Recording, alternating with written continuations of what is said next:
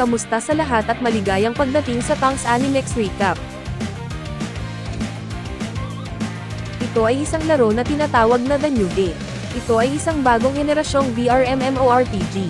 Dahil ito ay gumagamit ng advanced na teknolohiya, pinapayagan nito ang mga tao na malayang tuklasin ang bukas na mundo, sa napakalaya at walang pigil na paraan. At mayroong 7 lahi na mapagpipilian mo, habang nakakagawa ng mga avatar para lumahok sa laro.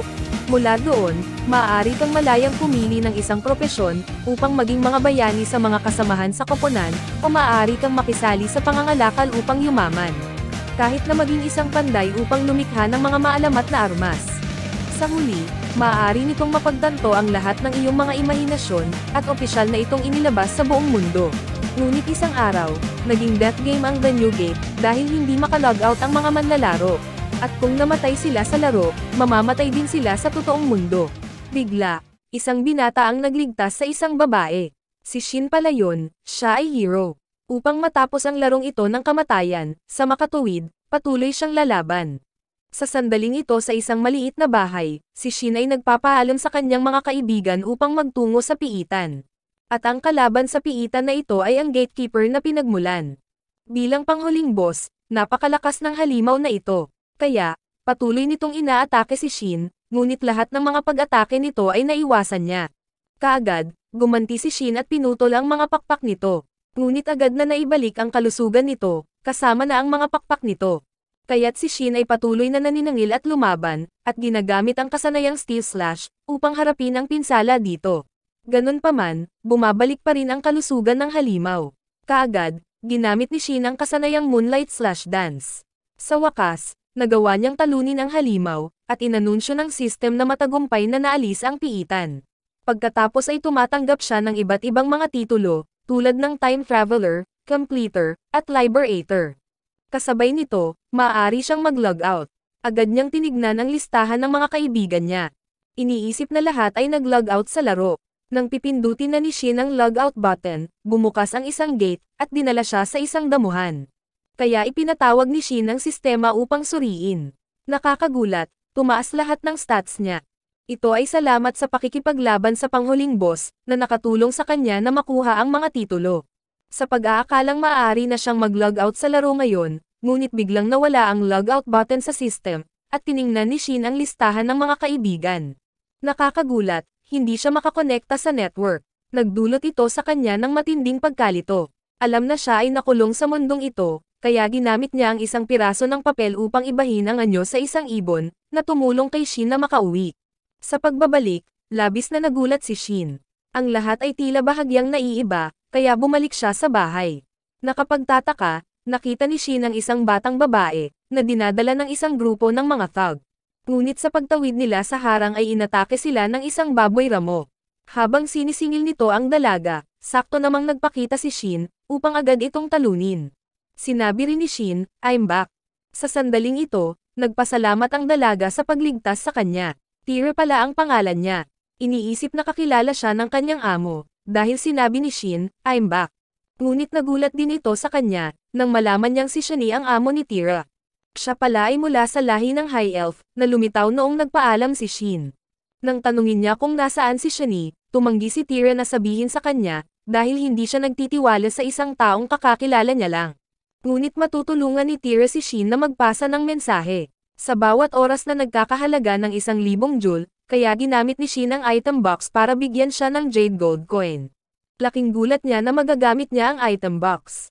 Dahil matatanda o hari lamang ang maaaring gumamit nito. Bukod pa rito, ang isang Jade Coin ay katumbas ng 10 bilyong joule. Nagulat ito kay Shin, kaya tinanong ni Tyra kung sino si Shin, at sinabi niyang adventurer siya. Ang kanyang lahi ay high human. Ito ay lubos na ikinagulat ni Tyra, dahil sa kasaysayan, mayroon lamang 6 na mataas na tao, at 500 taon na ang nakalilipas, pagkatapos ng maluwalhating takip silim, lahat sila ay nawala. Nagsimulang kumonekta ang lahat. Pagkatalo pala ni Shin sa final boss, may event. Natrap niya ng libu-libong tao sa laro, at ito ang mundo makalipas ang 500 taon. Sa wakas, binigyan ni Shin si Tyra ng isang Jade Gold Coin, upang pasalamatan siya sa pagsasabi sa kanya. Dahil dito hindi komportable si Tyra, dahil hindi niya akalain na may mangmang na magbibigay ng Jade Gold Coin. Tapos tinuro ni Shin na siya ang tanga. Ito ang nagpasaya sa kanya. Hindi pa siya nakahawak ng gintong barya noon. Laking gulat na makita siya ni Shin bilang isang duwende, dahil gumamit si Shini ng mahika para baguhin ang hitsura ni Tira. Ang mga duwende na may itim na buhok ay sumisimbolo sa kasawian. Dahil dito, namuhay siya ng mapayapa sa loob ng 100 taon. Gayunpaman, ang buhok ni Tira ay hindi orihinal na itim. Siya ay hindi inaasahang nahulog sa ilalim ng isang sumpa. Pinalitan niya ang kulay ng buhok ni Tira. Kaagad, napagtanto ni Shin, at ginamit ang kanyang kapangyarihan upang linisin ang sumpa. Ito ang nagpasaya kay Tira. Sa unang pagkakataon sa loob ng 100 taon, muli niyang nakita ang kulay ng kanyang buhok. Sa wakas, tinulungan ni Shin si Tira na makatakas sa hadlang, upang maiwasan ang pag-atake ng halimaw dahil sa sumpa, kaya, muli niyang nakikita ang mundo. Ito ang nagpasaya kay Tira. Sa sandaling ito, binigyan niya si Shin ng isang pambungad na sulat. Makakatulong ito sa kanya na madaling makapasok sa lungsod, kaya nagpaalam si Shin sa kanya para tuklasin ang mundo. Salamat sa panimulang sulat, kaya, naabot niya ang Adventurers Guild. Nagparehistro si Shin para maging isang adventurer. Ngayon, undecided siya kung ano ang susunod na gagawin. Nagkataon na si Celica ang nagparehistro kay Shin, at dito rin nagsilbi. Pinayuhan niya siya na tingnan ang pribadong silid ng guild, dahil si Shin ang may pambungad na sulat mula sa Moon Shrine. Nakapagtataka, nandoon din ang guildmaster, at nagpakilala siya bilang si Haim, ang may-ari ng guild na ito. Kaagad, dumiretso siya sa punto ng pagsuri sa sulat. Pumayag naman si Shin. Matapos kumpirmahin ang pagiging tunay ng liham, sinabi ni Haim, ang liham na ito ay maaaring magbigay sa iyo ng daanan sa karamihan ng mga bansa, maaaring bigyan ka pa nito ng isang madla kasama ang hari, dahil sa makabuluhang pribilehiyo nito. Pagkatapos ay pinayuhan din niya si Shin, na kung siya ay kulang sa kakayahan, dapat niyang itapon ang sulat, dahil ito ay maaaring makapinsala sa kanya. Pero sa sarili niyang lakas, tumanggi din siya. Pagkatapos ng isang mahirap na araw, bumalik si Shin sa kanyang tinutuluyan. Kinabukasan, nagpalit siya ng damit para bumalik sa guild. Binigay din ni Celica kay Shin ang guild card. Sinabi niya, ang mga adventurer ay may 9th na rank mula SS hanggang G, ang bawat natapos na misyon ay nakakakuha ng mga puntos patungo sa pagrarank. Kaya pumayag si Shin na magmisyon. Sa puntong ito, nais niyang gawin ang isang misyon upang mangolekta ng damo ng heal. Naaprobahan si Shin para sa misyong ito. Parang madali lang kumita ng pera, pero after 3 hours, wala pa rin siyang mahanap. Nakakagulat, nang suriin ang radar sa system, hindi niya sinasadyang natuklasan ang isang gumagalaw na halimaw. Bungo pala, agad namang sumugod si Shin para umatake. Sa hindi inaasahan, ang halimaw na ito ay undead. Ngunit may hawak itong espada na puno ng magaan na katangian. Kaya inipon ni Shin ang kanyang lakas at naglunsad ng isang pangwakas na suntok, at natalo niya ito. Lumipad ang espada ng liwanag. Kasabay nito, ang isang gemstone, ay nahulog pagkatapos talunin ang undead. Matapos makumplito ang misyon, pabalik sa guild, biglang nakatagpo ni Shin ang isang grupo ng mga taong nagkukumpulan. Ito pala ay mga adventurer na bumalik mula sa labanan. Ang halimaw na nagdulot ng pinsala sa kanilang grupo ay si Skull. Sa 12 na pumasok sa kagubatan, 4 na lang ang natira. Nakapagtataka, sa panahon ng pag-atake sa bungo, hindi sinasadyang pinalipad ni Shin ang mahusay na espada patungo sa tore ng kastilyo. Sa kabutihang palad, hindi ito nakapinsala sa sinumang nasugatan, kaya bumalik si Shin sa guild upang iulat ang misyon. Agad niyang iniabot ang gem na nakuha sa pagkatalo ni Skull. Labis nitong ikinagulat si Celica, dahil napakahirap talunin ang halimaw na iyon ng mag-isa. Sa sandaling ito, biglang lumitaw ang isang batang babae na may berdeng buhok. Siya pala ang kasamahan ni Celica na nagngangalang Els. Inanunsyo agad ni Celica na si Shin ang nakatalo kay Skull. Hiniling ni Els kay Celica na tingnan ang gem. Pagkatapos ay ipinaliwanag niya na ang mga undead na nilalang ay ipinanganak kung saan nagtatagal ang mga sama ng loob, at ang mga lugar na ito ay sagana din sa dark magic. Gayunpaman, ang dark magic level ng undead na ito ay 350 na ikinagulat nilang dalawa. Kaagad, kinuha ni Celica ang orb para tingnan, dahil matukoy nito ang lakas ni Shin. Ngayon, nakaupo si Shin sa tavern naghihintay ng resulta ng inspection. Biglang lumitaw ang isang lalaking nakasuot na kahawig ng isang Diyos ng dagat. Nagpakilala siya bilang si Willem, isang vampire. Ang kanyang kasalukuyang antas na ipinapakita sa system ay 188. Bigla, tinanong niya si Shin kung naging adventurer lang siya. Nakapagtataka, tinanong ni Shin kung bakit parang namutla ang mukha niya, na pinag-isipan ng lahat sa guild na siya ay tanga, para maglakas loob na tanungin siya ng ganoon. Sumagot si Willem na ito ay dahil sa espada sa tabi niya, na siyang Venom Sword, maubos nito ang puwersa ng buhay ng iba, at ibabahagi ito sa may-ari nito. Sa wakas, pareho silang nag-enjoy sa kanilang pagkain ng magkasama, na parang walang nangyari. Kinabukasan, dumiretso si Shin sa silid-aklatan, para matuto patungkol sa mundong ito. Ngunit wala siyang nakitang partikular na mahalaga. Samantala, sa guild, nagpupulong ang lahat, tungkol sa pagkatalo sa bungo. Matapos suriin at kumpirmahin ang kapangyarihan ng undead ay 350, hindi na sila nagulat, dahil si Shin ang may sulat.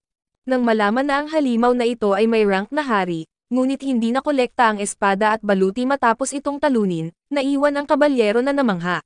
Marahil ay nawasak ng espada ang kastilyo. Ang pagkatalo sa bungo ay tila konektado dito, dahil ang espadang ito ng liwanag, tinutumbas sa isang maalamat na pambansang kayamanan. Kaya naman, napaka-curious niya sa taong nakatalo sa halimaw na may hawak nitong espada. Gayunpaman, hindi pinahintulutan ng guildmaster ang pagsisiyasat na ito, ayon sa kahilingan ni Shin na panatilihin itong lihim. Nakakaramdam ng pagkabagot sa sandaling ito, dahil wala siyang makuhang impormasyon. Biglang lumitaw ang isang batang halimaw na babae. Nanatili siyang nakatingin sa direksyon nito, kaya inalok siya ni Shin ng isang tuhog ng karne, na ikinatuwa niya. Sa sandaling ito, ipinakilala niya ang kanyang sarili bilang Millie. Nakapagtataka, lumitaw si Willem. Kilala pala niya si Willem, at nabanggit din niya na si Millie ay isang bata mula sa isang orphanage. Dahil sa kalokohan niya ay lumabas siya. Nakapagtataka, bumulong si Millie sa tenga ni Shin nang makabalik. At sa gayon ay bumalik silang dalawa. Pagbalik sa tavern, kanina pa iniisip ni Shin. Hiniling pala sa kanya ni Millie na iligtas ang isang batang Sorrow sa hilagang kagubatan. Kaya nagpa siya si Shin na bumalik at hanapin si Tira. Kinaumagahan, bumalik siya sa Moon Shrine. Sa puntong ito, naglabas si Shin ng isang espada, at ipinagkatiwala ito kay Tira upang ibigay kay Shan, na may mensaheng, kung nakilala mo ito, halika at makita mo ako. Alam niyang sinaunang armas iyon, kaya nag-alinlangan siyang tanggapin ito. Ipinaliwanag kaagad ni Shin na, ito ang sandata ni Shan, at silang dalawa lang ang maaaring humawak nito, o kung sinong pinahihintulutan nilang gamitin ito. Nakilala ni Tira ang napakalaking kapangyarihan sa loob ng espada. Ayaw daw niyang gamitin, dahil maaring i-consume siya ng espadang ito, kaya nag-atubili itong tinanggap ni Tira. At naglabas din si Shin ng 2 card para ibigay kay Shan, dahil ang mga card na ito ay maaaring makipag-ugnayan sa kanya, kapag bumalik si Shan, saan man siya naruroon. Matapos ipaalam kay Tira ang lahat, agad siyang lumipat sa hilagang kagubatan, upang tuparin ang kahilingan ni Millie, at natuklasan ang isang hangganan sa lugar na ito. Patuloy na binabalaan at hinihimok ng hangganan na mawala, ngunit patuloy siyang sumulong, at natuklasan ang isang tarangkahan ng dambana. Sa pagpasok, natagpuan ang isang baby na fox, dinapuan ng lason at isinumpa. Kaagad, ginamit niya ang kanyang kapangyarihan para magpagaling. Habang iniulat ng system ang isang grupo ng mga halimaw na papalapit, mabilis niyang inalis ang baby fox doon. Sunod-sunod na tinatalo ang lahat ng undead. Nakapagtataka, 2 estatwa sa harap ng dambana, ay nag-transform sa 2 halimaw. Nalaman niya ang kanilang mga pangalan, Golem Invader na may level 674. Agad silang gumamit ng mga elemental na pag-atake laban kay Shin. Mabilis na umiwas sa kanilang mga pag-atake, at humarap sa Shadow Blind, upang itali sila sa lugar. Nang makita ang gitnang koneksyon ng hangganan, pinakawalan ni Shin ang fire penetration, agad na natalo ang mga halimaw. Sabay-sabay na paglabag sa hangganan, at pag-save ng baby fox. Sa sandaling ito, nagpatuloy si Shin sa pagsisiyasat. Nakapagtataka, siya ay isang element tail, ang pinakamataas na rank na nilalang sa Newgate. Madalas na kumukuha ng anyo ng malalaking nilalang o tao, at ito ang mas maliit na anyo nito. Kaya bumalik silang dalawa. Sa lugar ni Shan, natanggap nila ang card, at laking gulat nila na bumalik ang may-ari. Ngayon sa kanyang pagbabalik, tinanong ni Shin ang baby fox kung gusto nitong makipagkasundo sa kanya. Agad namang sumang-ayon ang baby fox, at parehong natapos ang kasunduan sa isa't isa. Sa pag-aakalang hindi pa niya ito pinangalanan, kaya pinangalanan ni Shin ang baby fox na Yuzuha, na labis na ikinatuwa niya. Sa pagbabalik sa guild, iniulat ni Shin ang kanyang misyon. Matapos makumplito ang ulat, nakatanggap din si Shin ng isang bagong gawain, at nagpatuloy sa simbahan upang makipagkita kay Millie. Kinaumagahan sa simbahan, isang sister na babae ang dumating para itanong sa kanya, tatanggapin mo ba ang misyon na ito? So sabi niya, iimbestigahan ko. Sa una, ito ay upang mahanap ang isang batang babae na nagngangalang Millie. Kaya pinangunahan niya si Shin para makilala si Millie. Dahil alam niyang mabuti siyang tao, ipinakilala niya ang sarili bilang si Tolia, isang sister ng simbahang ito. At kailangan niya ng isang taong maaaring magmana ng mga kasanayan, upang turuan ang kanyang mga kasanayan sa paglilinis. Iyon ang misyon ni Shin, dahil sa kasalukuyan, bihira ang mga maaaring magmana ng mga kasanayan. Ngunit bago isagawa ang misyon na ito, bilang kapalit, kailangan niyang maunawaan ang lakas ni Millie. Dahil hindi pa niya nakikilala si Yuzuha, at alam pa rin ni Millie na makakatagpo siya ng panganib. Tapos sabi din ni Millie, sa kanya, magiging maayos ang lahat. Kaya pumayag si Tolia sa kondisyong ito. Ngayon ay sinabi ni Tolia na si Millie ang may hawak ng titulong astrologer, at hindi siya kailanman nagkamali sa kanyang mga hula. Dahil ang kapangyarihan ng pamagat na ito ay nagpapahintulot sa kanya na mahulaan ang mga kaganapan. Nakikita ni Millie ang mga eksenang kakaiba sa mga normal na tao, at sinabi rin niya na si Willem ay isang adventurer na nagmula rito. Kaya nagpa siya si Shin na turuan si Tolia ng magic sa paglilinis. Ngunit tumanggi siya, dahil naririto rin ang apo ng pastor, na naging dahilan para hindi komportable si Shin. Ngayon ang mga bata ay masayang naglalaro kasama si Yuzuha, at ang samahan ni Millie at Yuzuha ay naging mas malapit. Biglang lumitaw ang isang batang babae mula sa simbahan, at nagtanong lang siya kung mailigtas ba ni Shin ang simbahang ito. Pero hindi lang tungkol sa pagkawala ng orphanage girl, dahil may darating na bagong pari na papalit kay Tolia. Magagamit daw ng taong ito ang mga espesyal na kasanayan, at sisirain ng paring ito ang bahay ampunan. Mamanahin ng anak ng pastor ang simbahan, kaya pagkatapos maglaro at makalapit bilang grupo, at magpahinga sa ilalim ng puno, lumabas din si Tolia. Nang makita ito, ngumiti si Shin sa kanya, at ito ay labis na ikinatuwa ni Tolia.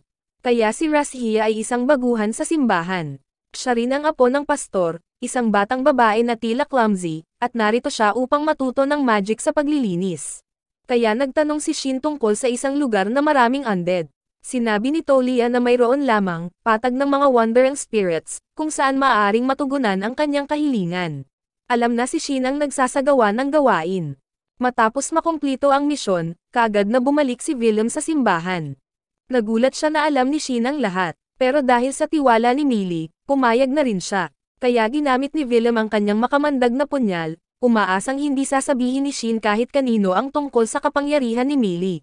Nagtanong din si Willem tungkol sa mga kondisyon, upang magmana ng magic sa paglilinis, at ipinaliwanag ni Shin na upang matutunan ang sining na ito, dapat maghanda ang isang tao ng isang bagay na tinatawag na, banal na hiyas ng panalangin. Gayon din, dapat nilang talunin ang 200 undead na nilalang, at maabot ang hindi bababa sa level 150. Tutulungan ni Shin si Rashia. Hihinain niya ito, at kailangan lang ni Rashia na tapusin ito. Pagkatapos ay tatanggapin ng lahat ang gawain. Sasamahan din sila ni Willem. Habang pabalik ay hinintay din niya si Shin, at tinanong din niya kung Shin ang napili, pero mukhang hindi naiintindihan ni Shin. Kaya ipinaliwanag ni Willem na, ang mga napili ay ang mga ipinanganak, na may mga kasanayan, titulo, at kahit nakaalaman. Biglang natauhan si Shin, baka may mga katulad niya. Habang masayang nagkukwentuhan sila, biglang nakatanggap si Shin ng mensahe mula kay Tira, na babalik si Shan.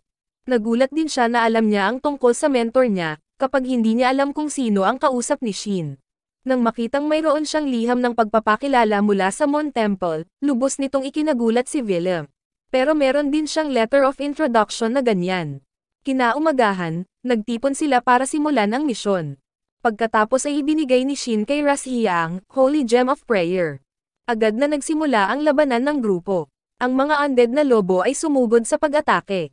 Ginamit ni Shin ang Purifying Leaf, at si Rashia ang nag-execute ng finishing blow.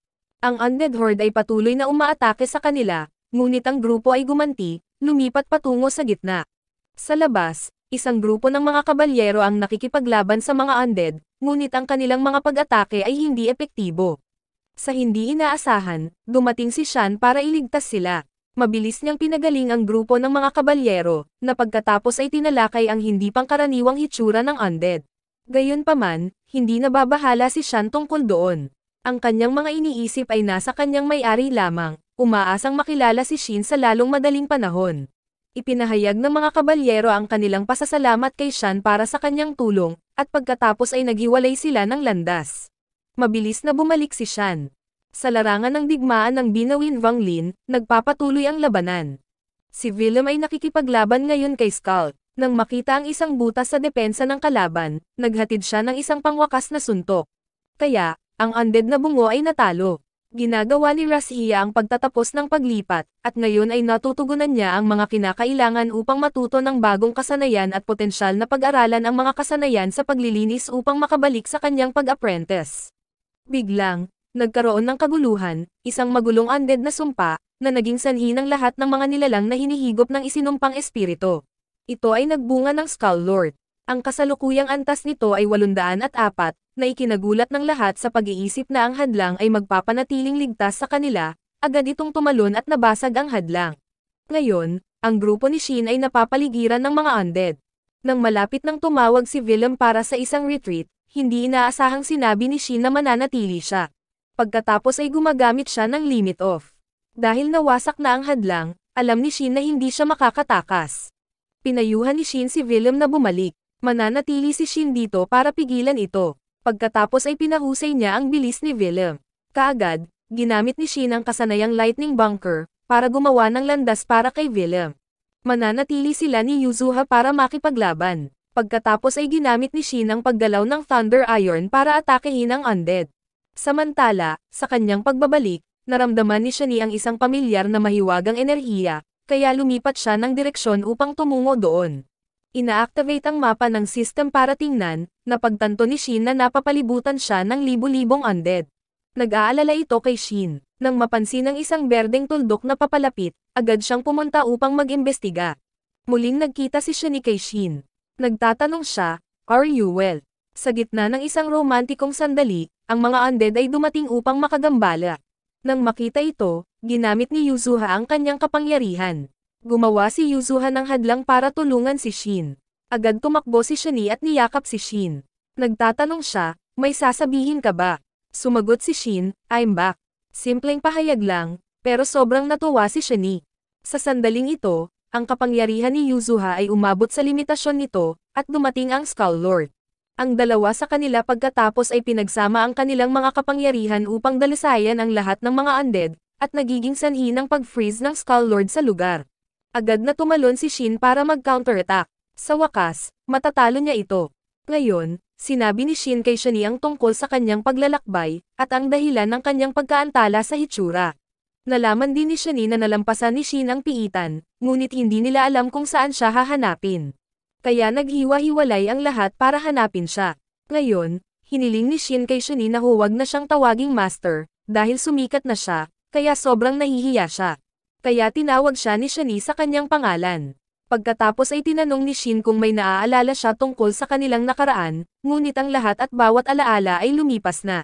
Pero naaalala niya lahat ng pinagdaanan nila.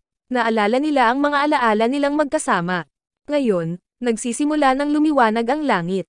Bigla, nang makita ni Shani si Yuzuha, napagtanto niya na si Yuzuha ay hindi isang ordinaryong espiritu.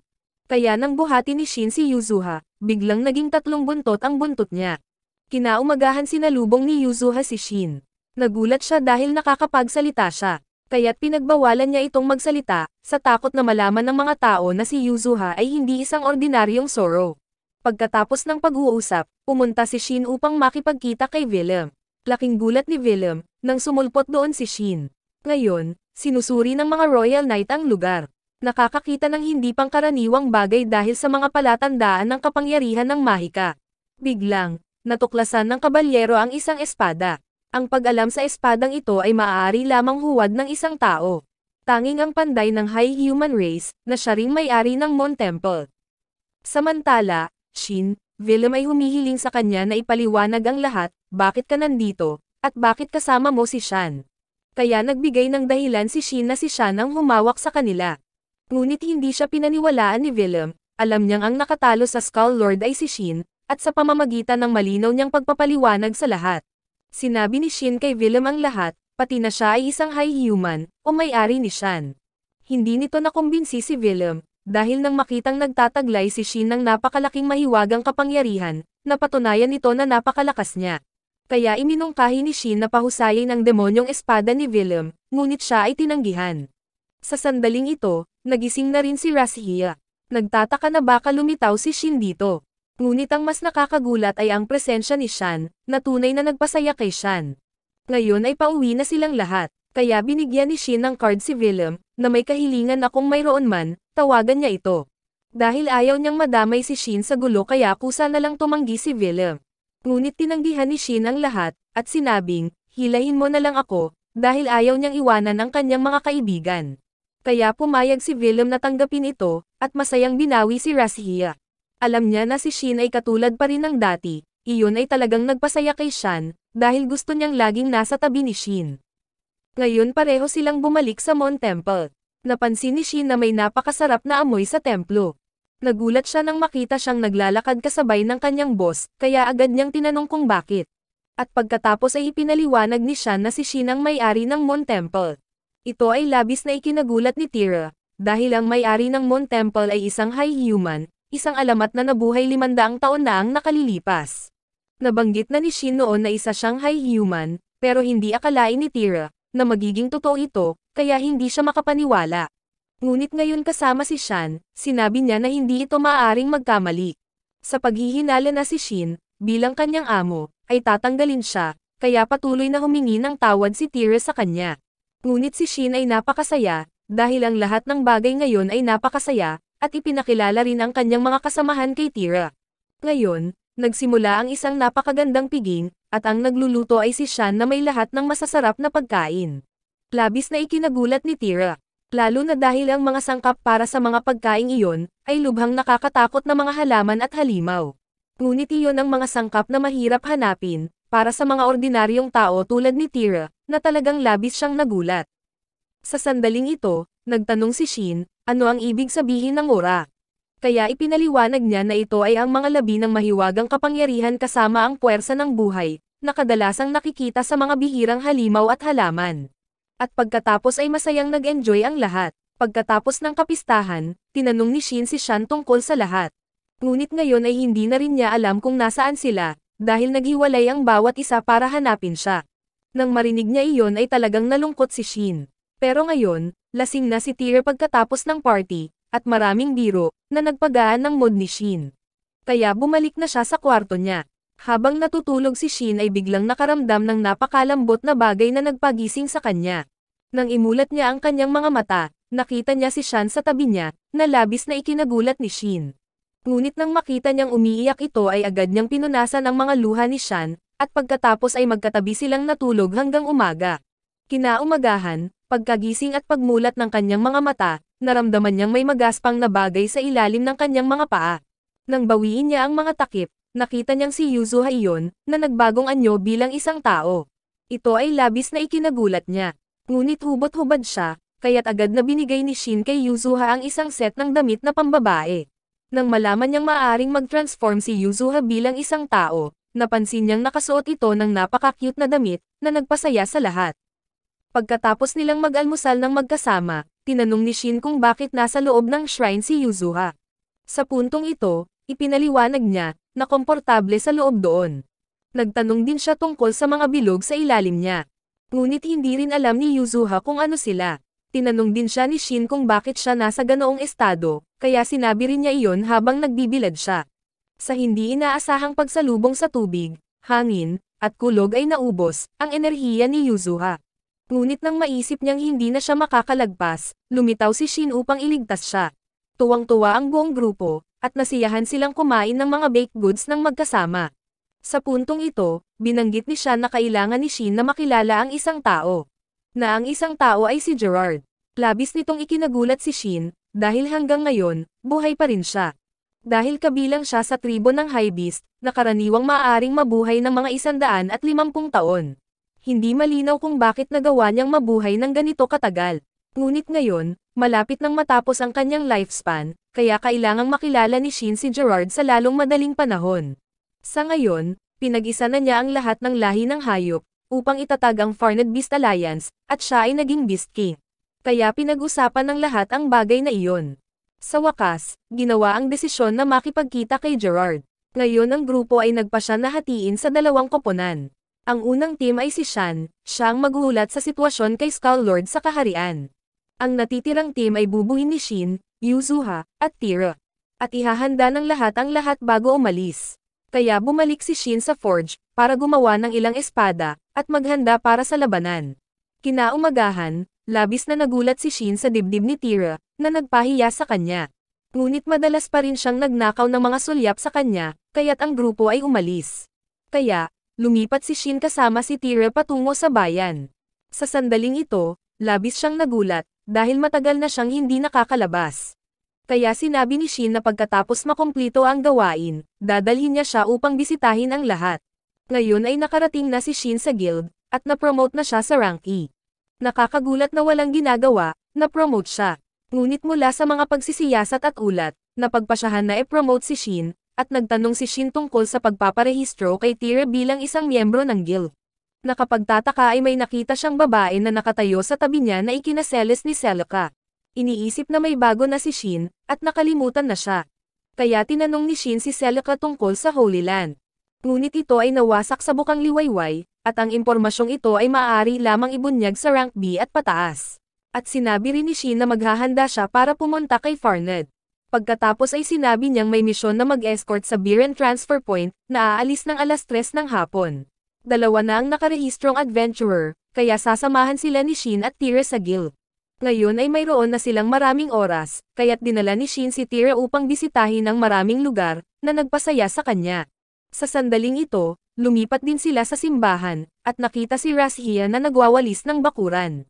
Kaya't lumapit sila para batiin siya. Alam niyang alagad siya ni Shan, na labis na ikinatuwa ni Razhia. Pagkatapos ay pumasok si Shin sa loob para batiin ang lahat. Alam na salamat sa kanya ay hindi nasira ang orphanage, kaya nagpasalamat si Meili kay Shin.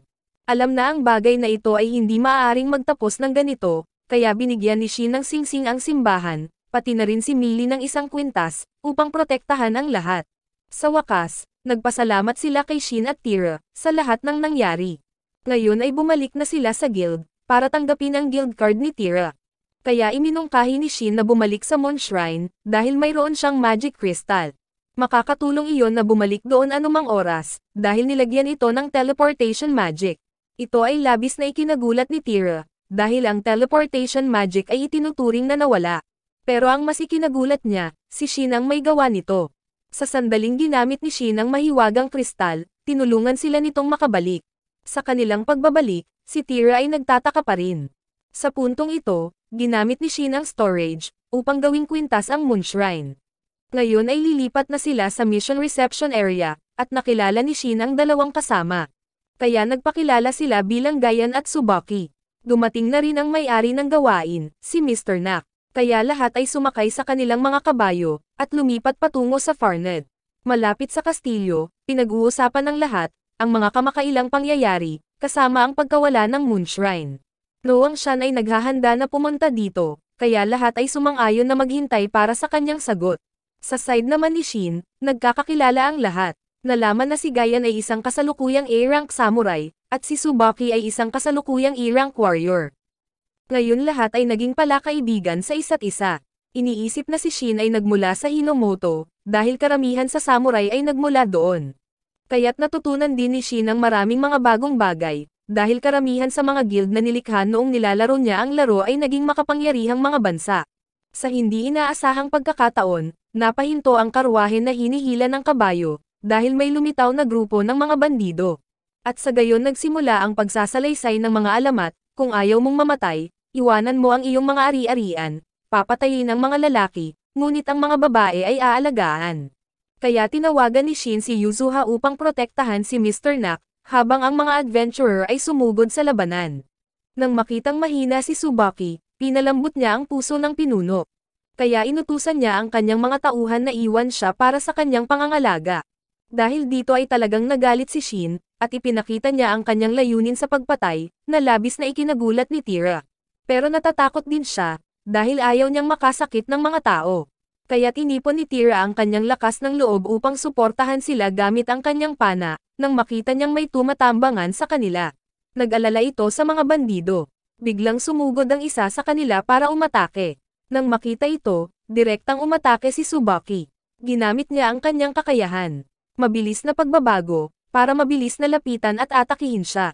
Pagkatapos ay sunod-sunod nilang inatake ang bawat bandido. Kaagad, si Shin ay sumugod sa harap ng pinuno, at mabilis na natalo ito. Diretsyong tanong nito sa kanya. Nang makitang nilalamon ng galit si Shin, agad siyang niyakap ni Tira sa gilid ng burol. Agad nitong binawi si Shin sa realidad. Tunay nga, ang yakap ng isang babae, nakakapagpakalma kahit sino. Ngayon ay nagpatuloy na sila sa kanilang paglalakbay.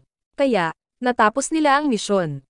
Ngayon ay naghiwalay na ang mga adventurer, at malayo pa ang daan patungo sa Farned, kaya iminungkahi ni Shin na umupa sila ng mga kabayo.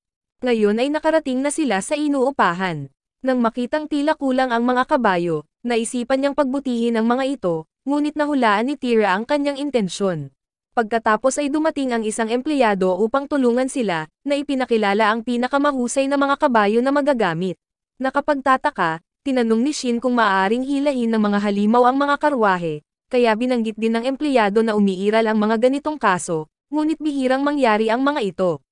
Ngayon ay balak ni Shin na ibahin ang anyo ni Yuzuha para hilahin ang karwahe. Bigla namang lumapit si Shan kay Shin at kinausap. Nabanggit niya na ang lahat sa kabisera ay naayos na. Alam na si Shin ay naghahanap ng mga halimaw upang hilahin ang karwahe. Sinabi ni Shan sa kanya na hintayin siyang maghanda, at hiniling kay Shin na hintayin ang kanyang pagdating. Tungkol sa pagkawala ng Moon Shrine, ipinaliwanag niya na ito ay nakaimbak sa ibang lugar. Dahil dito ay labis na natakot ang lahat doon, dahil ang Moon Shrine ay lubhang nababahala sa kanila. Si Shan mismo ay lubhang nakakatakot. Madali niyang lipulin ang isang bansa, dahil may nang-ahas na magmungkahi na sa kanila ang Moon Shrine. Naisip siguro nila na ang pagkakaroon lang ng Moon Shrine, ay makakamit nila ang pabor ni Shan. Alam niyang marami ang nagpahiwatig nito sa kanya, kaya nagtanong si Shan, nagseselos ka ba? Nang tanungin niya iyon, naiwang tulala si Shin, at sinabi niyang, ikaw mismo ang mag-isip tungkol dito. Ngayon ay nakarating na sila sa isang hotel para umupa ng matutuluyan, kaya tinanong ng receptionist kung gusto nila ng isang kwarto. Pareho silang nakaramdam ng hiya, at sumagot, ang bawat tao ay magkakaroon ng kani-kanyang silid. Gayunpaman, ang mga silid dito ay mukhang napakamahal, dahil ang pag-upa ng isang araw lamang ay nagkakahalaga ng halos kalahati ng bayad sa misyon. Pagbalik sa silid, si Yuzuha ay agad na nag-transform at humiga sa kama. Matapos maubos ang gabi, ang buong grupo ay nagsimulang magpahinga. Sa panig ni Shan, naghahanap siya ng halimaw na hatakin ang karwahe ni Shin. Kinabukasan, nagpatuloy sila sa paghahanap ng tamang uri ng karwahe na hinihila ng kabayo, at pumili na rin si Shin ng modelong gusto niya. Kasabay nito, nagsimula siyang gumawa ng mga pagpapabuti dito. Nakapagtataka, wala pang isang minuto na tapos niya, na labis na ikinagulat ni Tira. Sa puntong ito, dumating din si Shan, kaya lumipat silang dalawa upang makipag-ugnay sa kanya. Pagdating nila, laking gulat ng dalawa, dahil may halimaw na hihilahin ang kanilang karwahe. Ang antas ng Grufazia ay 751. Karaniwan, ang pinakamataas na antas para sa mga halimaw ay 650. Ngunit ang isang ito ay may mga sungay sa ulo nito, na ginagawa itong isang lubhang espesyal na individual. Ito ay labis na ikinagulat ni Shin, at ang halimaw na ito ay hihilahin ang kanilang karwahe. Kaya tinanong niya kung saan niya nakita ang nilalang na ito. Sumagot siya na natagpuan niya lang ito sa kalapit na bundok. Kaagad, naging palakaibigan din ito kay Tira. Sa pag-iisip na tila napakalaki nito para humila ng karwahe, kaya tinawagan ni Shan ang Grufazia na lumiit. Nakapagtataka, sinabi ni Shin na hindi pa siya nakakita ng isang banal na hayop na ginamit para sa paghila ng karwahe noon. Nang marinig ito, nalungkot din si Shan. Nang makita ito, mabilis na pumayag si Shin, at sinabi rin niya kay Shin, hayaan mo akong hawakan ito. Tinanong din niya si Shan kung ano ang pangalan nito. Kaya sinabi niyang Kajero ang pangalan nito. Kaya naman, nagpa siya ang grupo na umalis, at pupunta sila sa isang matandang kakilala. Ang taong iyon ay si Girard, na may bilis ng banal na hayop. Ang lahat ay naglakbay ng napakabilis. Ngunit salamat sa mga pagpapahusay ni Shin sa karwahe, hindi ito nagdulot ng anumang kakulangan sa ginhawa sa paglalakbay. Ngayon ay binanggit din ni Kajero ang isang pamilyar na pabango, at ang taong iyon ay si Tira. Sa sandaling ito, naalala rin niya, na matagal na ang nakalipas, nagligtas siya ng isang tuta. Ngunit iyon ay mahigit 100 taon na ang nakalilipas. Si Tira pala ang tuta. Kaya iminungkahi ni Shan, na ilipat niya ang pagmamayari kay Tira. Iniisip na sa kanyang kasalukuyang antas, hindi niya ito kakayanin. Ngunit sinabi rin ni Shan na kung magkasundo ang dalawa, pagkatapos ay walang magiging isyu, kaya tumigil sila. Sa puntong ito, sinimulan ni Shan na kanselahin ang kontrata kay Kajero, upang ilipat ang kontrata kay Tira. Matapos makumplito ang kontrata, nagsimula na ring maubos ang mana ni Tira, kaya nagpa siya silang magpahinga dito. Nagpasalamat si Shin kay Shan sa lahat. Kinaumagahan, nagsimulang gumalaw ang buong grupo. Nai-inform na sila ni Shan noon, kaya may dumating para manguna sa kanila. Dahil alam nilang dumating na ang hinahanap nila, dinala nila ang lahat sa mansyon. Sa wakas, pagkaraan ng 500 taon, nakilala niya si Shin, at pareho silang masayang tumawa ng magkasama, dahil wala sa kanila ang nag-iisip na may mabubuhay pa ngayon. Sa sandaling ito, ipinakilala din ni Gerard kay Shin, si Wolfgang ang kasalukuyang Beast King. Kasama ang kanyang anak na babae na si Quor, at ang kanyang dalawang kasama ay si Van, kasama si Regime. Masiglang bati ni Shin sa lahat. Ipinaliwanag ni Gerard ang kakilakilabot na katangian ng mataas na tao. Lahat sila ay mga maalamat na figure na karapat-dapat na igalang, at pagkatapos ay naalala ng dalawa ang maraming bagay. Palagi silang nag-aaway ng magkatabi noong nakaraan, at palaging nagtitiwala si Shin kay Gerard na takpan ang kanilang likuran. Kaya't pareho silang nagbahagi ng kanilang mga kwento sa isa't isa. Bawat isa ay nakakaramdam ng kaligayahan. Biglang naging seryoso si Gerard, para pag-usapan ang pangunahing paksa, ang kanyang nalalapit na kamatayan ay papalapit na, dahil alam niyang may 1 buwan na lang siyang natitira para mabuhay. Pero na-anticipate na ito ni Shin. Dahil binanggit ni Shan si Gerard, medyo nagulat na si Shin. Kaya't sinabi rin ni Gerard, na marahil ay sinagot ng mga Diyos ang kanyang kagustuhan, na muling makilala si Shin. Nakapagtataka, iminungkahi ni Gerard ang isang tunggalian sa kanya, dahil gusto niyang mamatay bilang isang mandirigma. Nang makita ito, agad na tinanggap ni Shin ang hamon, kaya tinanong niya si Gerard kung nasabi na ba niya kahit kanino. Ngunit ayaw niyang may makaalam tungkol sa tunggalian. Marahil ay alam na ni Van at Regime ang lahat, dahil simula nang mawala si Shin, sila na ang mga kasama ni Gerard. Sila rin ay mga mahabang buhay na lahi. Bukod dito, si Wolfgang ay isang mahusay na pinuno, dahil palagi siyang nakikinig sa lahat, at posibleng kunin niya ang lugar ni Gerard. Kaya naman walang pakialam si Gerard sa kahit ano. Sa ngayon, kailangan lang niyang tuparin ang sarili niyang hiling. Tinipon na ngayon ni Gerard ang lahat, upang ipaalam sa kanila ang tungkol sa tunggalian, na magaganap sa 1 linggo. Ang venue ay ang Ralua Valley. Ngunit hindi ito naging komportable kay Quor, at sinabi niya, bakit kaya manatiling kalmado ang lahat? Tumugon si Gerard, matagal na akong nabubuhay. Ito rin ang pinakadakilang hiling niya. Kaya gusto ni Gerard na tanggapin ito ng lahat. Ngayon ang dalawa sa kanila ay lubos na gumagalang sa isa't isa, alam na ito ay maaaring maging isang napakahalagang labanan para sa kanya. Mula sa mga alaala ng mga nakaraang laban na magkasama, at tutulungan ni Shin si Gerard sa pagtupad nito. Kinaumagahan, pagkatapos kumain ng almusal, hiniling ni Gerard kay Shin na ayusin ang kanyang mga lumang guwantes. Kaagad, ipinatawag ni Shin ang Moon Altar, upang ayusin ang mga ito ng mabilis at walang kamali-mali, na nagmukhang bagong-bago, na ikinamangha ng lahat. Ang pagsasaling ito ay naglalayong ihatid ang at ibinalik niya ang mga ito kay Gerard. Sa puntong ito, tinanong niya si Shin, kung makakahanap ka ng paraan para bumalik, babalik ka ba sa sarili mong mundo? Dahil nag-aalala siya kay Shan, alam niya ang nararamdaman niya para kay Shin. Kaya, tinanong niya yun kay Shin. Pero alam din ito ni Shin, dahil iyon ang hiling niya, at iyon din ang dahilan kung bakit patuloy na lumalaban si Shin. Ngayon ay mas naiintindihan na nila ang isa't isa. Kinabukasan, nasiyahan ang lahat sa kanilang buhay, at salamat kay Kajero, inihatid sila sa larangan ng digmaan. Pagdating, hiniling ni Shin kay Shan na magtayo ng harang upang protektahan ang lahat. Kaya naman, nagpaalam si Gerard sa lahat, at nagsimulang magbukas ang tunggalian ng dalawa. Sa kasalukuyan, ang lahat ay maaari lamang tumayo sa malayo at manood, dahil ang presyon ng kanilang mga kapangyarihan ay napakalaki.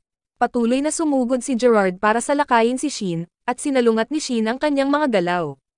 Gayunpaman, hindi ginamit ni Shin ang kanyang buong strength title para talunin ang huling boss. Sa makatuwid, ito ay magiging pagdaraya, na ginagawang nakakainip ang laban. Dahil alam niya ito, gusto pa rin ni Gerard na gamitin ni Shin ang kanyang tunay na kapangyarihan, kaya agad siyang nag-transform, na nag-anyong werewolf. Nang makita ito, pinakawalan ni Shin ang kanyang mga kakayahan sa pag-atake laban kay Gerard, ngunit sa bilis ng kanyang pagbabago, madaling umiwas at naka-counter si Gerard. Pagkatapos, inilabas ni Gerard ang kanyang ultimate technique para atakehin si Shin. Habang sinusubukang harangan ni Shin ang pag-atake, biglang lumitaw si Gerard sa kanyang likuran, at nagpakawala ng isang serye ng mga kasanayan. Napilitan si Shin na ipagtanggol lang. Kaagad pagkatapos, lumipad si Gerard, upang ihatid ang mapagpasyang atake, Sky Slayer. Tumugon si Gerard gamit ang kanyang ultimate technique, Slow Elegance. Kaya, pareho nilang nawasak ang kanilang mga sandata. Walang pag-aalinlangan, si Gerard ay naghatid ng isang tiyak na suntok. Pero isang light suntok lang iyon, dahil umabot na sa limitasyon ang kapangyarihan niya. Si Gerard pagkatapos ay gumawa ng isang kahilingan kay Shin, gusto niyang makita ang tunay na lakas ni Shin. Handa na rin si Shin, at ginamit ang lahat ng kanyang kapangyarihan. Ito ay namangha sa lahat. Sa wakas, natupad ni Gerard ang kanyang hiling at umalis. Pagkatapos ng labanan, ibinigay ni Shin ang katawan ni Gerard kay Wolfgang. May ngiti sa kanyang mukha, tinupad ni Gerard ang kanyang hiling sa pamamagitan ng pagkamit ng kanyang hangarin. At si Shin mismo ay kinilala ang kanyang lakas, na nagawang lumaban sa par sa high human race. Ang bawat isa ay nagsagawa ng isang seremonya upang magpaalam kay Gerard. Nakilala ang kalungkutan ni Shin, niyakap siya ni Shan, at inaliw si Shin na huwag ng malungkot, na lubos na nagpagaan sa kalungkutan ni Shin. Kinaumagahan, naghanda silang tatlo na mamasyal sa mga lansangan. Si Shan at Tira pagkatapos ay nagbalat kayo bilang isang hayop na tao, hindi nais na makaakit ng labis na atensyon. Dinala ni Shan ang lahat sa resting place ng mga pinuno, kung saan dumating na si Schwid, na isa ring subordinate ni Shin. Pagkatapos ay sinabi ni Schwid na siya ang hari ng Dragon Kingdom, ngunit ngayon ay binitawan ang kanyang trono. Pagdating niya ay agad siyang lumuhod para salubungin si Shin. Gayunpaman, pinayuhan siya ni Shin na huwag nang gawin ito, dahil ngayon ay magkaiba sila ng posisyon. Kaya pumayag siya. Alam niyang mapayapang umalis si Gerard, kaya nakaramdam din siya ng saya sa loob, dahil bilang mga mandirigma, iyon ang kanilang pagmamalaki. Kaya tinanong ni Schwid si Shin kung bakit siya pumunta dito, at sinabi rin niya na siya ay mag-scout sa banal na lupain. Ngunit ngayon ay kailangan ding bumalik ni Schwid, kaya makikipagsanib puwersa siya sa kanya sa ibang pagkakataon, at patuloy silang makikipag-ugnayan sa pamamagitan ng pagmemensahe. Bago umalis, ibinalik ni Shin ang Moonlight Staff kay Schwid, na siyang sandata ni Schwid. Napanatili at pinagbuti pa ito ni Shin, na nagpasaya sa kanya. Kaya bumalik si Shin sa guild upang makatanggap ng bagong misyon, umaasa na makamit ang rank ng Class C sa lalong madaling panahon. Gusto rin ng babaeng kasama ni Schwid na sumali sa misyong ito. Kaya tinanggap nila ang misyon na puksain ng mga duwende, at mangolekta ng mga halamang gamot. Matapos makumplito ang misyon, bumalik si Shin upang magulat. Sa sandaling ito, agad na iniabot sa kanya ng staff ang isang invitation letter. Dahil siya ay ipinatawag sa maharlikang korte, alam ang lahat mula sa pagkatalo sa undead, hanggang sa kanyang koneksyon kay Shan. Ang hari ay nagpaabot ng isang imbitasyon sa kanya. Ngayon ay bumalik si Shin upang salubungin si Wolfgang, upang iabot sa kanya ang isang pares ng guwantes. Dahil bago pumanaw si Gerard, ipinagkatiwala niya sila kay Shin, at pinagbuti pa sila ni Shin, pagtaas ng kapangyarihan ng mga guwantes. Matapos makumplito ang itinalagang misyon, bumalik si Shin at ang lahat. Lumipat din siya sa Adventurers Guild, para makipagkita sa Guildmaster. Sa puntong ito, nagselos si Celica, dahil sa tabi ni Shin, lahat ng kaibigan niya ay babae. Kaagad, ipinaliwanag niya na mayroon din siyang kaibigang lalaki, at iyon ay si Willem, na kanilang nakatrabaho. Ang paghahayag na ito ay nagulat sa lahat sa guild, dahil kilala siya bilang isang independent operator, ngunit ang lakas ni Willem ay nasa rank A. Ngayon ay magpapatuloy si Shin upang makipagkita sa Guildmaster, at ipinakilala niya si Arad bilang isang salamangkero, na tinaya ang mga hiyas ni Shin. Pagkatapos ay binanggit nila ang imbitasyon ni Shin sa korte ng hari, dahil iniimbestigahan nila ang kaso ng lumilipad na espada patungo sa kuta. Ang paniniwalang ito ay may kaugnayan sa Swordbearer Skull, na sumira sa pag-aaral ng prinsesa. Nang marinig ito, labis na nagulat si Shin, at sinabi rin nila na si Skull ay nagtataglay ng napakataas na kapangyarihang magical. Napakahirap para sa sinumang talunin. Kaya pinagdudahan nila ang totoong lakas ni Shin. Ang Sword of Light ay pambihira din. Pagbalik sa kanilang tinutuluyan, nag-usap ang lahat. Posibleng gustong imbitahan si Shin na magtrabaho para sa kanila, o marahil ay gusto siyang magpakasal sa Maharlika. Nang makita ito, sinabi ni Shan na maaari nilang tawagan si Shin na kanyang fiancé, sa pag-aakalang ito ay makakahadlang sa kanila. Gayunpaman, sinabi ito ni Shan ng maagap, dinagdag din si Tira sa harem ni Shin. Maging si Yuzuha ay ganoon din. Kinaumagahan, nagbihis si Shin para pumasok sa royal court. Nakilala niya si Gadras, upang samahan siya upang makilala ang prinsesa. Nasa level 188 din ang bantay ng prinsesa. Nagtataglay ng lakas na maaaring pinakamalakas sa bansa. Sa puntong ito, nakilala ni Shin ang prinsesa, at ipinakilala niya ang kanyang sarili bilang Rin. Kaya nagkita ang dalawa. Nagtataka man ay binuksan niya ang kanyang bag. Sa loob pala ay ang espada, na kinilala ni Shin bilang espada ni Skull. Sinabi rin ni Rin na karamihan sa mga maaaring biglang bumangon, ay mga napili. Nag-aalala rin siyang ma-target, ngunit sa intuition ng kanyang babae, hindi na siya natakot. Kasabay nito, may moon altar card din si Shin kaya mas confident si Rin sa pag-aakalang magpo-propose siya kay Shin. Pero gusto lang ni Rin na magkaroon ng mapagpasyang labanan, kaya lumipat sila sa teleportation sphere.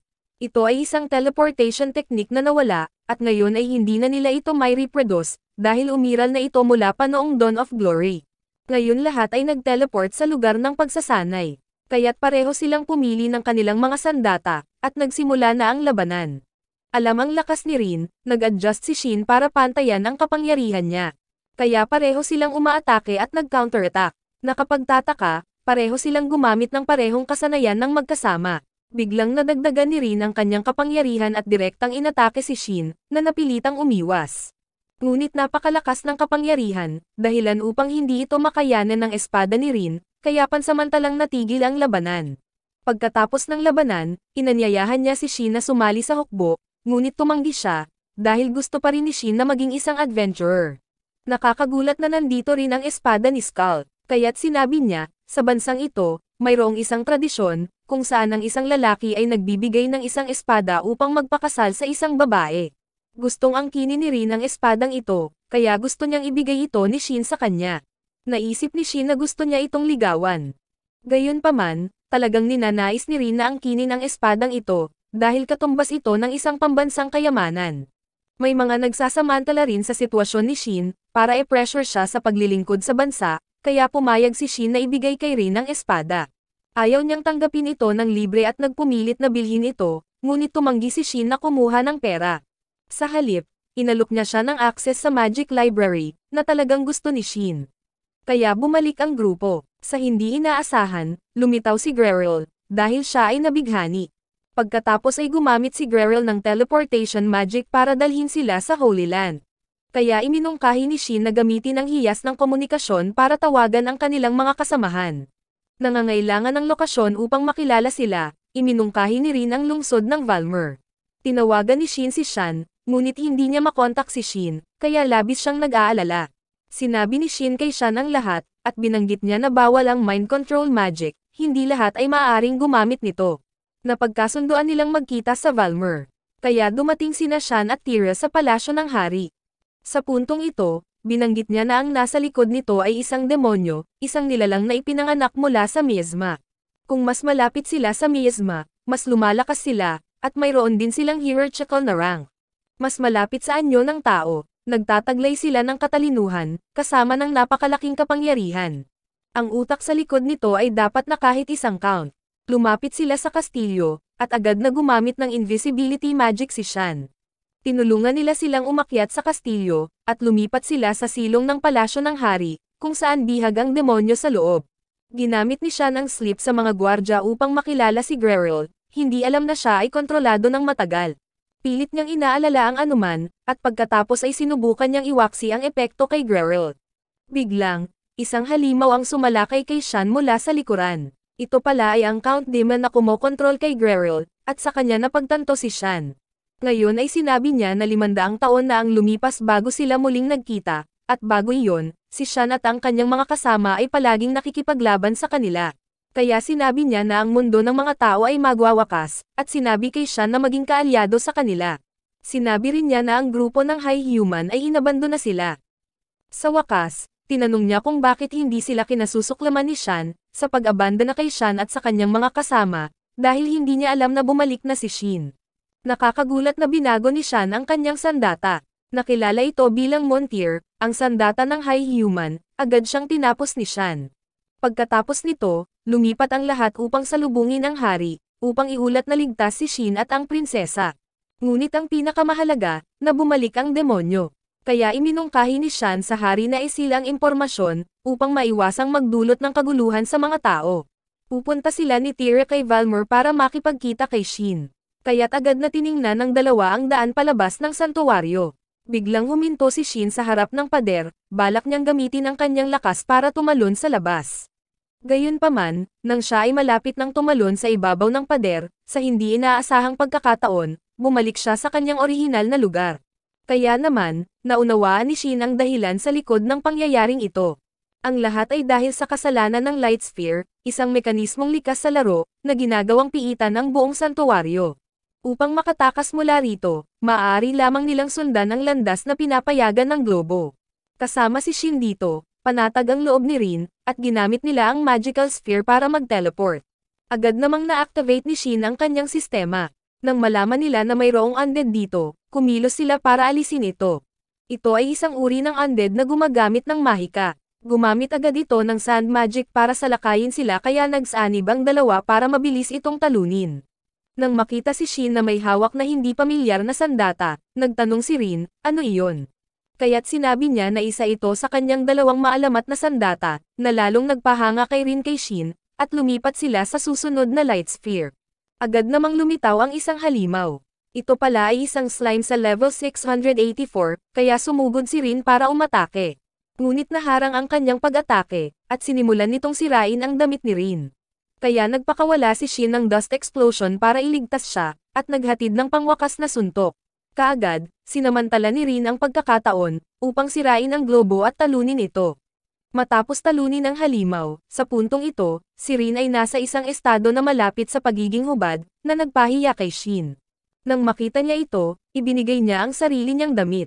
Pero parang medyo masikip, kaya tinanong siya ni Shin kung marunong ba siya ng magic. Alam niyang hindi niya kaya, kaya tinuruan ni Shin si Rin kung paano mag-enchant ng magic sa kanyang espada. Ngunit ang mga armas lamang ng maalamat na antas ang maaaring gamitin para doon. Dahil sa ginawa ni Shin, pinalaki nito ang kanyang harem araw-araw. Habang pareho silang lumipat sa susunod na lokasyon, nakakita ng napakalaking magic egg, na pisa ito sa isang griffin. Kaagad, pinakawalan nito ang husay sa pag-atake sa kanila. Alam niyang napakalaki ng kapangyarihan nito, kaya iminungkahi ni Shin na siya ay kumilos bilang pain. Sinamantala ni Rin ang pagkakataong atakihin ito, ngunit tila hindi epektibo ang plano. Nang makita ito, nagpakawala si Shin ng kasanayan sa pagtatapos. Sa pag-aakalang natalo niya ito, ngunit sa hindi inaasahan, gumamit ito ng resurrection skill, at agad silang na-counterattack. Kaya iminungkahi ni Shin si Rin na maghanap ng teleportation gate, habang siya ay nanatili sa likod upang pigilan ito. Pagkaalis niya, sabay-sabay nilang pinutol ang ulo nito. Ngunit salamat sa kakayahan nitong muling makabuo, nagpatuloy itong gumaling. Sa kabila ng pagtatapos nito ng kabuoang 30 beses, nang makita ang kahinaan nito, agad na sinamantala ni Shin ang pagkakataon at tinalo ito. Sa ngayon, nahanap na ni Rin ang gate para lumabas sa labas. Sa gilid, alam ni Soo-Wei ni na matutulog si Shin sa tabi ng prinsesa, kaya nakaramdam siya ng selos, at sinabihan si Tyria na magmadali. Sa puntong ito, patuloy na pinapayuhan ni Rin si Shin na sumali sa hukbo. Kaya naging malapit ang dalawa at magkatabi na natulog hanggang umaga. Kinaumagahan pagkagising nila Shin at Rin, may nadiskubring kuyog ng mga halimaw na papalapit para salakayin si Valmor, kaya binalak ng dalawa na lipulin sila. Kaya, nag-teleport sila kay Valmor. Sa pag-aakalang aatake sila sa loob ng ilang araw, agad na iminungkahi ni Shin na ipaalam sa Adventurers Guild, kasabay ng pag-uulat ng sitwasyon sa hukbo. Upang ihanda ang lahat ng mga plano sa labanan, kaya nagpunta siya upang ipaalam sa pinuno ng Adventurers Guild kay Valmor. Noong una ay akala niya ay manloloko, kaya medyo nag-iingat pa rin sila kay Shin. Ngunit salamat sa isang sulat mula sa Moon Temple, nakuha ni Shin ang pag-aproba ng Guildmaster. Habang nag-iisip kung ano ang susunod na gagawin, napatigil si Shin nang makakita siya ng pamilyar na karatula. Kaya tinanong ni Shin si Shani kung kilala niya si Nyanderland, ngunit hindi rin niya alam. Biglang bumangga ulit si Shin kay Barrett. Isa pala siyang support character sa laro, kaya tumigil silang dalawa para mag-usap. Dahil alam niyang aatake ang grupo ng mga halimaw, sinabi rin ni Shin kay Barrett ang lahat. Sa pag-aakalang sa kapangyarihan ng isang mataas na tao, agad silang magagawang sirain ni Shin. Dahil sa kasalukuyan, ang High Humans ay itinuturing na mga demigod sa The New Gate. At tinanong niya si Shin kung may maitutulong ba siya. Sa sandaling ito, binanggit din ni Barrett na si Shadow ay nasa kay Valmer, kasama si Holly, na mga dating kaibigan ni Shin. Ngunit kasalukuyan silang nasa isang misyon, kaya wala sila rito sa ngayon. Sa sandaling ito, iniabot ni Barrett kay Shin ang isang piraso ng papel. Ito ay isang listahan ng mga player killer, isang grupo ng mga taong gustong pumatay ng mga manlalaro. Ngunit nang matagpuan ang unang manlalaro, ang unang gustong hanapin ng mga PK ay si Shini. Sinabi rin ni Barrett na hindi niya sinabi kay Shin ang lahat, sa pag-aakalang si Shini ay may rebeldeng saloobin. Pero laging may tiwala sa kanya si Shin kaya naghiwalay silang dalawa. Sa pagbabalik, muling nakasama ni Shin sina Tira at Shini. Kinabukasan ay dumating sila sa kastilyo ng Panginoon ni Valmer, upang iulat ang sitwasyon, at pag-usapan ang plano ng labanan. Kaya sinasanay ni Shini ang Knights. Alam na sanayin ng kanyang amo ang mga tropa, naisip ni Tira na magiging impyerno ito, dahil napakahigpit ng pagsasanay ni Shini. Alam na pagkatapos talunin ang lahat ng mga halimaw, ang huling boss ay lilitaw, kaya ang lahat ay labis na nag-aalala. Matapos pag-usapan ang lahat, bumalik ang lahat para ihanda ang lahat. Ngayon, nagtipon na ang lahat, at sinabi ni Shini kay Shin na, kapag natalo na nila silang lahat, may gusto siyang sabihin kay Shin ng pribado. Ngayon, papalapit na ang undead. Kaagad, ginamit ni Shini ang kasanayang Blue Judge. Ito ay isang kasanayan sa buong lugar. Iyon ay sabay-sabay na nilipol ang lahat ng mga halimaw, ngunit patuloy silang sumulong. Dahil alam niyang hindi na magagamit ni Shini ang kasanayang iyon, sumugod si Shin para salakayin sila, at nagpaputok din si Tira ng mga arrow para sumuporta. Nakapagtataka, ang bow na ginamit niya ay pinaganda ni Shin, ngunit hindi niya inaasahan na ganoon kalakas ang kapangyarihan nito. Nagulat ito kay Tira. Sa sandaling ito, sumugod din si Rin para makipag-ugnayan sa kanila. Pagkatapos ay isang halimaw ang bumangga sa kanya, pinilit si Rin na magtaas ng isang defensive barrier. Kaagad, sumugod si Willem para sumuporta, at dumating din si Rashia para tulungan ang lahat. Kaya nagsanib puwersa sina Willem at Rin para talunin ito. Nakakagulat na lumitaw si Willem dito, at ipinaliwanag niya na sinabihan siya ni Millie na suportahan si Shin. Ngayon, binago ni Shin ang kanyang baluti, at sinabi sa lahat na umatras, para magamit niya ang kanyang buong kapangyarihan. Pagkatapos ay nagpatawag si Shin ng isang sinumpaang scythe, na labis na ikinagulat ng lahat. Kaya't si Shin ay nagpatuloy sa pagtanggal sa kanila ng isa-isa, at nakatagpo niya ang panghuling boss. Ang kumokontrol sa undead ay isang demonyo. Kaagad, gumamit ito ng mental attack, para salakayin ang grupo ng mga sundalo. Ngunit ginamit ni Rashia ang paglilinis, upang tulungan sila. Ang pag-atake ay walang epekto kay Shin, at ginamit niya ang limit off, upang mabilis na tapusin ang demon, at ang pag-atake ay mabilis na naasikaso. Pagkatapos ng lahat, nagpalit din ng damit si Shin para makadalo sa party. Si Shani at Tira ay nagsuot ng magagandang damit, na nagpahiya sa kanya, at humanga din ang lahat, dahil sa kanilang kagandahan. Ngayon, nakilala ni Shani si Shin, para sabihin sa kanya ang lahat, na itinago niya sa kanya tungkol sa mga nakaligtas na manlalaro, dahil natatakot siyang bumalik si Shin.